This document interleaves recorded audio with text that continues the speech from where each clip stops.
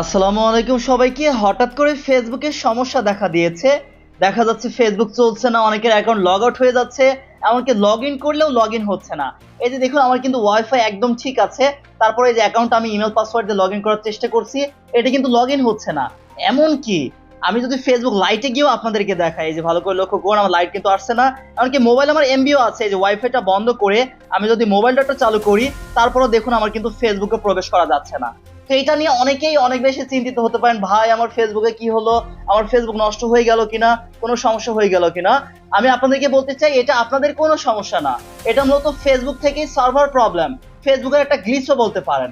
এরকম সমস্যা আমরা অনেক মাস বা অনেক বছর পর কয়েকবার কিন্তু দেখতে পাই, তাই এটা নিয়ে চিন্তার কোনো কারণ নেই।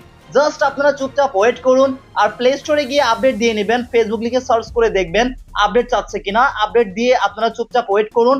অটোমেটিক্যালি এটা কিন্তু ফেসবুক টিম থেকেই সার্ভার প্রবলেম যখন ঠিক হয়ে যাবে, তখন আবারও আইডি ব্যবহার করতে পারবেন, মেসেঞ্জার ব্যবহার করতে পারবেন, ফেসবুক অ্যাপ ব্যবহার করতে পারবেন, লাইট ব্যবহার করতে পারবেন, সবকিছুই ব্যবহার করতে পারবেন। তাই এটা নিয়ে একদম চিন্তামুক্ত থাকুন, অটোমেটিক এটা ঠিক হয়ে যাবে ইনশাআল্লাহ। তো আপনাদেরকে চিন্তামুক্ত করার জন্য আজকের এই ভিডিওটা ছিল।